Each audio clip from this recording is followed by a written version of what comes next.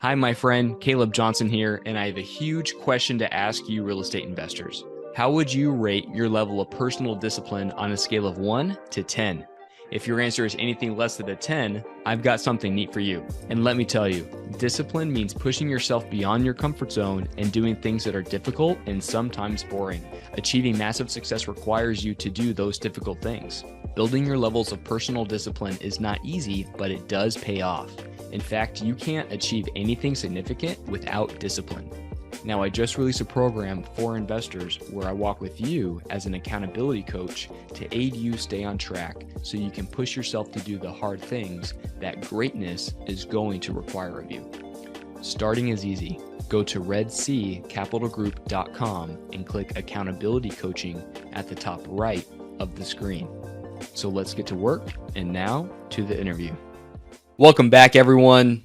My name is Caleb Johnson, host of From Trial to Triumph, and today we have Ann Visser. So Ann, welcome to the show. Thank you so much, Caleb, for having me here on the Trial to Triumph podcast, and it's an honor to be here, and it's an honor to meet you as well. Well, Ann, can you go ahead and give our listeners just a quick background story about yourself? Absolutely. My name is Ann Visser, and one of the reasons why I am so passionate as a coach, speaker, and trainer to equip particularly couples and women, and especially to communicate in a way that aligns with their values is because of the struggles that we have had in our own marriage, and how the pavement on the church is automatic. Like, it just seems like everybody's yelling and screaming in the car, and then you open the doors and you get out onto the pavement of the church and everything magically disappears, and you go into church and you haven't communicated exactly what was happening in the back of the car. Mm-hmm. We struggled in our own marriage, but we didn't start out that way. We were passionately in love, and I shamelessly chased this young man, honestly, Caleb. I just wanted a date. No, just give me a date. And then 3 years later, we married. And I still remember the photographer looked at us and said, I've never seen a couple look at each other the way the two of you look at each other, because we were so passionately in love. And then fast forward, we had 5 children in 6 years. And my husband was new to farming, and he often came home frustrated, not knowing what he was doing.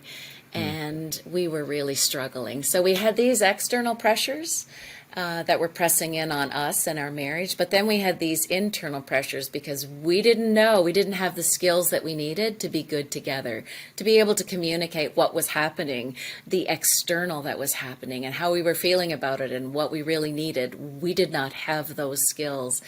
And so I still remember the day that changed everything. We were sitting in our farm truck outside our favorite restaurant, and I looked at him and I said, I can't do this anymore. And I could see the panic in his eyes, and he said, what do you mean? What do you mean you can't do this anymore? And I said, I can't do marriage like this anymore.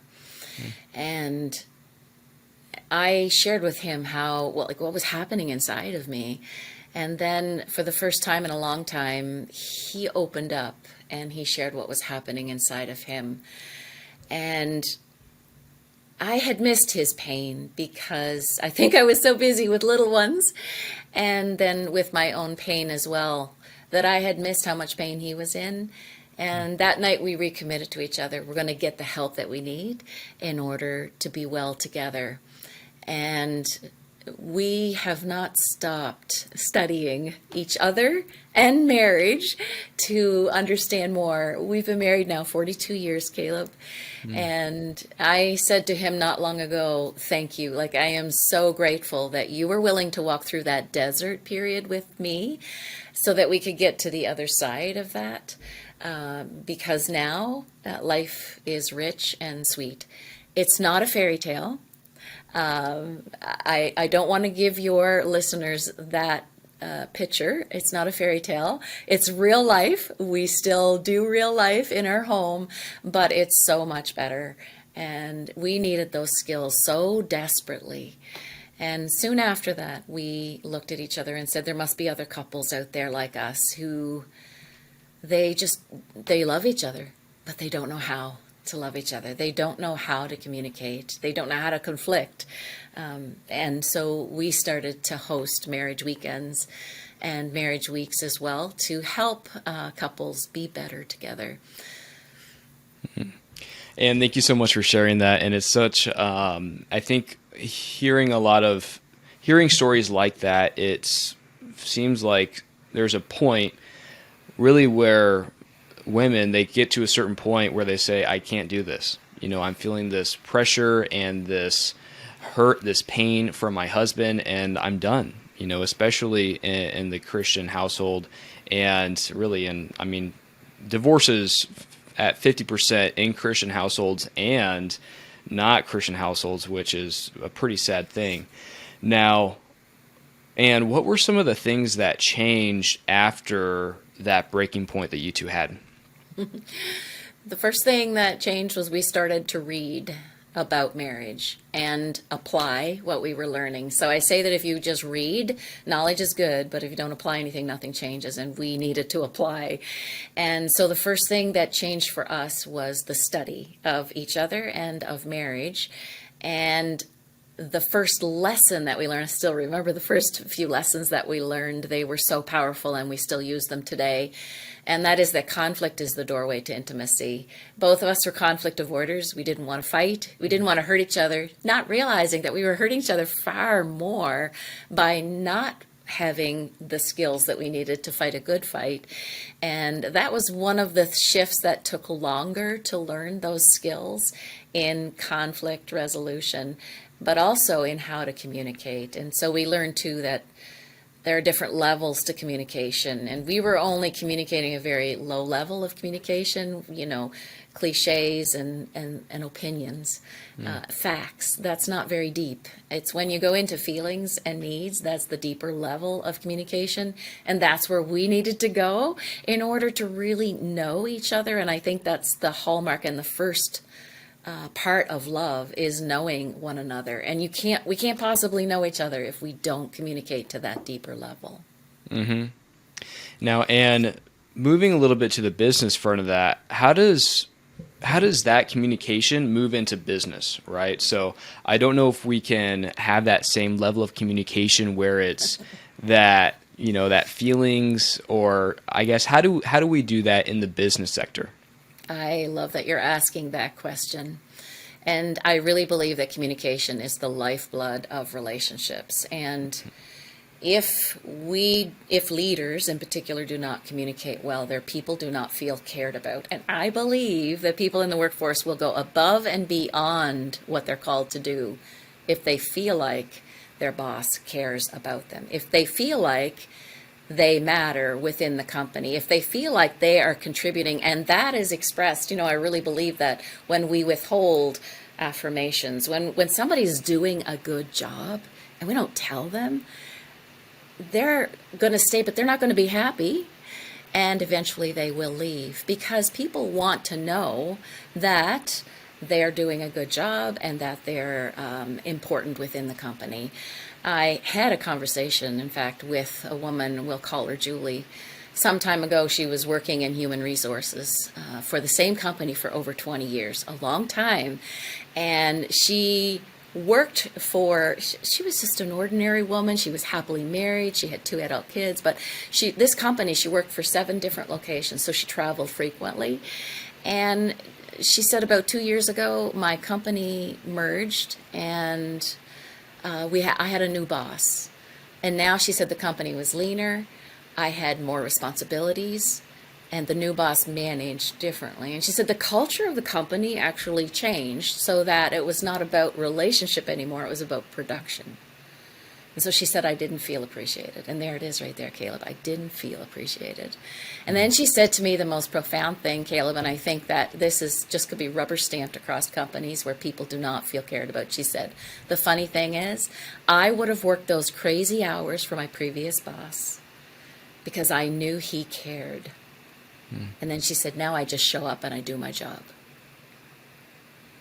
A short while later, she left that company. And that's the difference. When A boss, a leader within the company in particular, or bosses, managers, when they can let their people know they're appreciated, they're valued, they're important within the company, then I believe that people are much happier at work. And you have a better work atmosphere too when people are happier at work. Well, that opens up $1 million question, which is how can we show other people that we appreciate them? Well, I think that it's important. I think that listening is highly underrated and desperately needed in the world today, both in our homes and in our companies and in politics. Like, you name it. We need to listen to each other so that we can solve the problems that we have. And I believe that that listening is where another person feels like, oh, okay, you're willing to hear my thoughts, my opinions. You don't need to go along with everything that I say, but what I have to say matters. And I think that that is key to having better conversations at work, where we're actually able to hear one another and able to say what we think. And I think we learn so much from each other. There are experiences that you've had, Caleb, that I haven't had. And just by listening to you, I will learn so much more about the world and how it operates, and how I can be a better person because of what I hear from what you have to say. Now, Ann, I know you specialize in business women, and it's not only business women and women that you speak to. You also do speak with men. So what are a couple things that are different that you teach business women compared to businessmen? What a great question. And so I do primarily work with women. And what I know about men and women is part of the difference in how we operate is that women very easily slip into fear, and men are on the edge of shame. And so for a man, for him to recognize when he's working with a woman that fear, she's on the edge of fear. And so it's important for him to be aware of what might trigger her fear within the workplace. For instance, that better communication, a clear path as to where you're going today or where you want to go in the next quarter. I think that's important for a woman to know, so that she does not fall into that fear. And for a man, it's for all of us to be aware of where we are, right? For me, I need to be aware of where I'm slipping into that fear and be able to soothe myself and be aware of that. And for a man, for him to do that for himself, to be aware of that shame and where he might fall into that shame needlessly.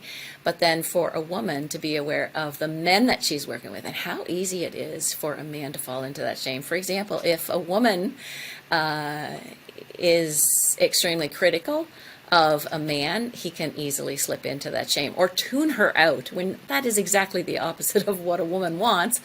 A woman does not want to be tuned out. And so to be aware of that shame that he's on the edge of, that he could fall into, and to communicate that.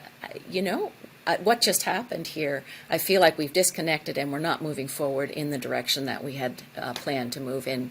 What just happened here? And to put that on the table, honestly. And how do you speak to women so that they can overcome that fear that they may have? I encourage my women to journal, and it is incredibly helpful to understand what is happening inside of our own heads. And so I encourage them to journal these questions. What am I thinking? What am I feeling? What is it that I'm worried about here? And what is it I really want? Because if what she really wants is to hold her job, she may respond differently to the boss, who maybe is being difficult at the time, than if what she really wants is to have more job satisfaction. So that would be a different conversation. And too often, as women, we don't define what it is that we want. We run away from that. We aren't aware of what it is that we really want. And so then we can't express it to the people around us, which can be incredibly frustrating for the people around us, because those that care do want to know who we are and what we value and what's important to us. And I've found myself just how important writing that down is. And there was an exercise that I learned where if you have a why that you want, whatever that may be, then you ask yourself, why do you want that 7 times? And it can sound really easy and simple. And it actually took me 15, 20 minutes and even a couple days to process some of these things. But just writing it down, like you said, and journaling, that is a great place to start. And then asking yourself why, and really finding out your motivation and reasoning for wanting the things that you want. That's a really great exercise because sometimes we can kind of con ourselves or fool ourselves into thinking this is the thing that we want and then asking ourselves 7 times, I'm curious about the outcome. Were you surprised about why you wanted that thing? Yeah, absolutely. And it really uprooted some deep seated things that were in me that I wasn't really aware of. Love that, Caleb. That's a great exercise. Yeah.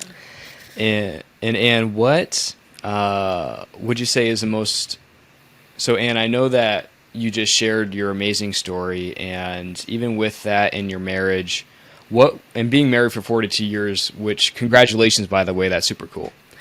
What's the most important thing you've learned about being married that long?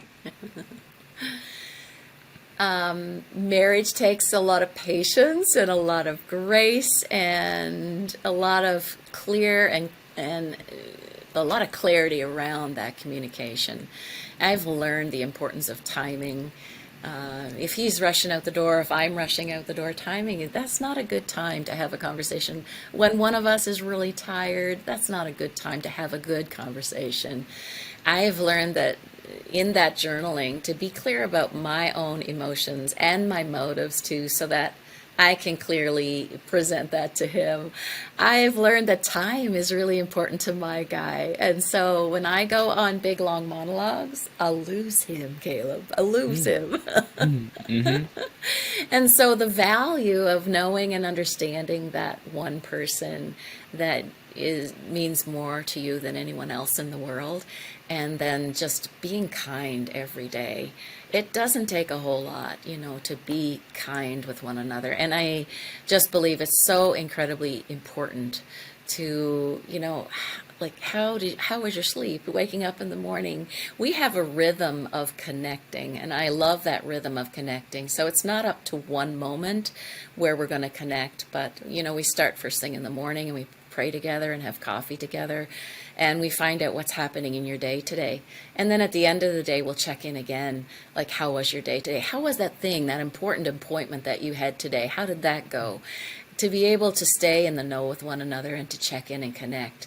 At the end of the day, at the very end of the day, we ask each other, we've been doing this exercise for over 20 years, and I just love it because when my farmer goes to the field, he's really busy, and this is such an easy exercise for any couple to do. So we ask each other, what was the high point of your day? What was the low point of your day? What do you appreciate about me today? And then what was your God moment today? And I just love those moments. And, not too long ago, I asked him what was the low point of your day. And he shared with me, Caleb, three big financial things that had happened to him that day. I was like, we went through the whole evening and you did not tell me what had happened today until this moment. And so I just love this exercise for that because it brings up things that we might not have thought before. The other thing that this exercise did for us very quickly was about 6 weeks into this exercise, he said to me, you know what? I find myself looking for the high point of my day in the middle of my day. And I'm thinking, oh, this is what I'm going to tell her later on. This is the thing. And he said to me, I am feeling much more grateful because I'm looking for my high point of the day earlier in the day. Interesting byproduct of that exercise. Right, right. And it sounds like almost having a systematic approach to having a good relationship. And some people that might not be normal, but it sounds like that's really one key aspect to having a really healthy, successful marriage. Absolutely. And Dr. John Gottman, famous researcher on relationships and one of the best, foremost in healthy relationships, he calls it the magic hours because couples, successful couples, they have those moments of connection and they build those up over a week. And at the end of the week, they have these 30, I believe it's 30 magic hours is what he calls it. But they're magic because the couple puts in the time to invest in their relationship. And I don't believe that we can have healthy relationships without some investment. It requires us to plant good seeds in order to reap a better harvest in the end. And so it requires those investments, those little pieces of coin that we're putting in the love bank that can build in our equity within the relationship so that then when harder conversations come along, you've already got a full love bank. You're already topped up. And so it can handle and withstand a difficult conversation, or it can handle and withstand a difficult conflict because you've already got a lot of trust and reliance within that love bank so that it doesn't take you to the place where you're bankrupt. Mm-hmm. One thing, Ann, that you just said that I loved was looking at it like a bank, right? So you keep on putting in good coins, right? And then whenever you have to have those uncomfortable moments or when it's just not all that great, you already have that initial investment of the good moments. And so that can kind of outweigh some of those bad moments. Because if you just have a lot of bad moments on top of each other, I mean, that can really beat anyone down. Absolutely. And we just had that real life. We just had that the other night where he was just really tired and he just kind of checked out and needed to go to bed. And I was like, okay, we're good because we have that bank filled up and it's going to be better tomorrow. Or it's going to be better next week, because there are those seasons too that are harder as well. Mm-hmm. Mm-hmm. Now, Ann, raising 5 beautiful children as well, I'm sure is easy, right? Well, so let's talk about that. What are some of the challenges and things you've learned from developing and growing and raising 5 beautiful children? I'm going to talk about that with regards to marriage, okay, Caleb? Because this is not going to be popular, but I think it's really important. I think that the marriage is the foundation of the family and that a couple needs to nurture and care for one another in order to have a healthy family. And so, and it wasn't until we started to make those deliberate investments. So we did talk about daily investments, but then there's like a yearly investment or where you're traveling together or you're exploring together, or you're just the two of you. I think those are vitally important for the family so that the family can feel that sense of security because mom and dad remember that they're not just mom and dad, they're lovers and friends first. And so, but I have loved being a mom. I have loved raising children. And certainly they were not all easy days. And I often wondered why God didn't send a manual because they were all different. Like, I need a manual for this child because I don't know what I'm doing here. I don't know how many times I said that prayer. God, I don't know what I'm doing. And then they grow up and now we have 11 grandchildren, Caleb, and spent the day together with some of our children who are here locally and just enjoyed their presence. And it gets to the point where you do become friends and where our kids are able, I've learned so much from being a mom and so much from our kids. And I do believe, we do call ourselves our company for better forever because I truly believe that I'm a woman of faith and that God is the God of generations. And so that our children, for the work that we've done, that personal growth journey that we've taken to be better people, to grow our character, that our children stand on our shoulders. And they're so much better than I am, Caleb. They just amaze me, absolutely. I remember one day sitting with my adult daughter at the table, and I was talking to her about a conversation I needed to have with our son. It was about boundaries, and he was an adult at this time. And I just blurted out to her, I just don't trust him. And she looked at me and she said, Mom, that's awful. You better check that. I love that. about a relationship, and that we can have this mutual relationship where we can put those things on the table where my kids can talk to me that way too. And in this case, we talked earlier about journaling. I need to journal that out, and it was very quick journal. I realized I was stuck back in 2005 when we had some challenges raising this young man, which he will say, "I was your toughest, wasn't I?" He just said that this morning. I said, "Yeah, I love you, son." But there were my emotions being stuck back in 2005 instead of being current with where we were right now. And he wasn't there anymore. I didn't need to be either. And so then going into that conversation that I needed to have with him was so much easier and quickly done because I had checked my motives. And I'm pretty sure that I would have sabotaged that important conversation if I hadn't have checked my emotions and checked my motives first, which is the first C. We have a framework for communication, and we call it check emotions, and that's the first C of pivotal conversations.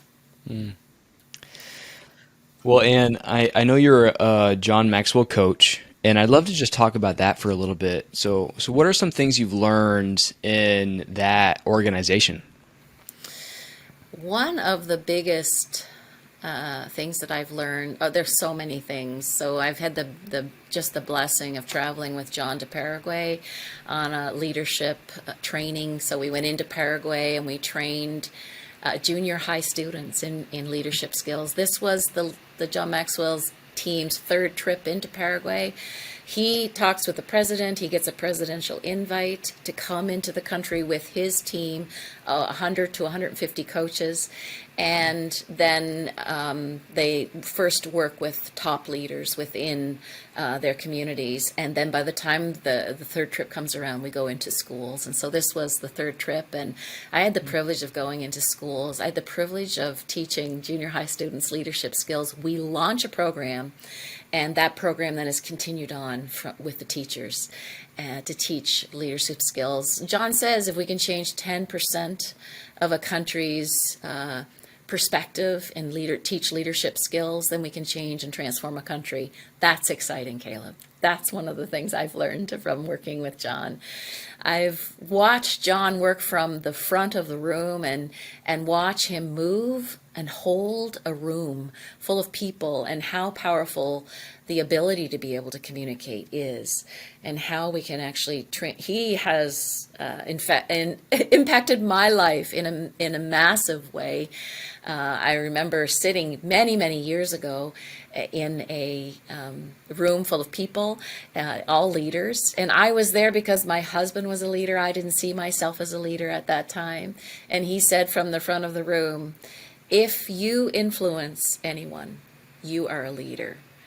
Now, in retrospect, I was already leading in different aspects of my life, but I hadn't recognized myself as a leader. I came home from that event with a whole new picture and identity of who I was. I was a leader. And I started to intentionally step into those responsibilities I already had, but I wasn't thinking of myself as a leader. It changed the way I showed up. And that's one of the big things that John has taught me. I continue to be a part of the team because it's just absolutely amazing to be a part of thousands of coaches from around the world. I believe we are now in 160 countries around the world. Yeah, there's that many. And the next trip is into Panama. And so I am very much hoping to go on that trip. And as a leader, what are some of the biggest habits, daily habits, weekly habits that you have? One of the biggest habits that I have is a rhythm of learning and study.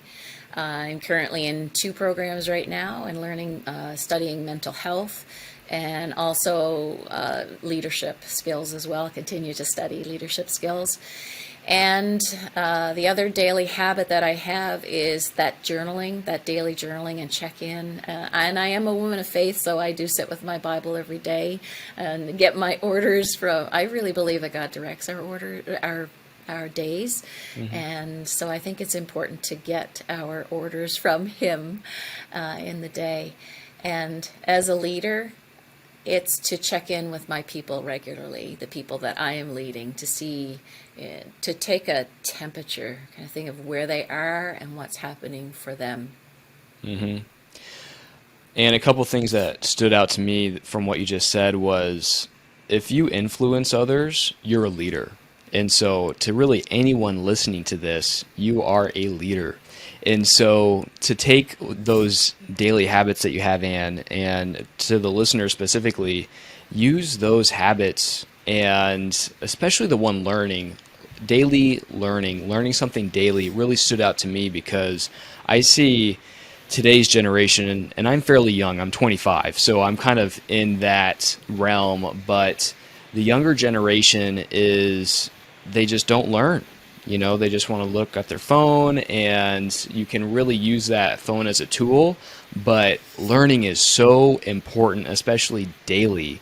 That's one of the most important things that my dad ever taught me, was that you always have to be learning, because if you aren't learning, you're going to fall behind the competition, and you're eventually just going to be left by the wayside. Absolutely. And we don't have anything to give anyone else if we're not continually learning and applying what we're learning to our lives. When we have that kind of experiential learning, then I have that to pass on to my family, to my kids, to the people that I'm working with. I have a membership for Christian women, and I feel a great responsibility to continue that learning, to have that ongoing learning, to always be a student wherever I am.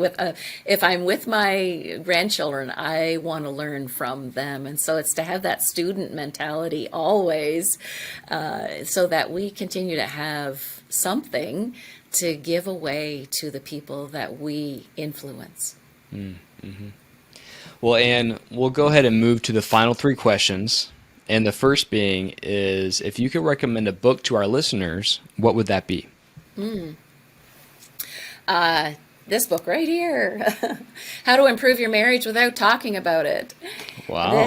It's by Stephen Stosny.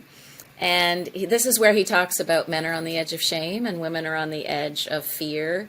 And he talks about how you can manage that for yourself, depending on where you are on that, and then how you can approach other people in a way that doesn't trigger them, but that helps you to move in the direction that you want to move. Mm-hmm. Yeah, incredible book. And number 2 would be, is if people want to learn more about you and maybe work with you, where's the best place for them to do that at? Absolutely. I have a free resource I would love to share with your people. Mm-hmm. Can I do that, Caleb? Please. Yeah. Yes, please. So we've been talking about journaling and checking emotions. That's the first part of our framework for the 3 C's of pivotal conversations. And if your people would like to pick up that free resource, it's a free mini video course. It's to transform conflicts into dialogues that actually move the relationship forward. And it's a 7 quick, simple lessons. They're just 6 minutes each to start your best pivotal conversation. And you can pick that up. I can send you the link for that, Caleb. Mm-hmm. Perfect. And that'll be in the show notes as well. Perfect. And that really is the best way to stay in touch with me, because then when you pick up that challenge, you can also sign up for our weekly email called the Tuesday Brew with Ann. And that's where I share weekly communication tips to help you communicate in a way that aligns with your values. And Ann, the third question is, if you can share one final thing with our listeners that they can take away from today's show, what would that be? Communication skills are the lifeblood of relationships, and the communication skills that you practice at home are transferable. You can use them at work as well. If we do not communicate well, we cannot understand each other. We cannot feel known. Your people will not feel loved or cared about, depending on whether you're at home or work. But we need better communication skills to be able to love our people and to let our people know that they're cared about, that they're valued. I love that. Well, Ann, thank you so much for being here and spending some time with us. I gleaned a lot from this conversation, and just want to thank you again so much for being here. Thank you so much, Caleb, for having me here on the Trial to Triumph podcast. It's a pleasure to meet you. And to everyone tuning in, we'll catch you next time. Bye. It's time to grab your victory. Find us on the web at redseacapitalgroup.com and follow us on Instagram and Facebook at Red Sea Capital Group.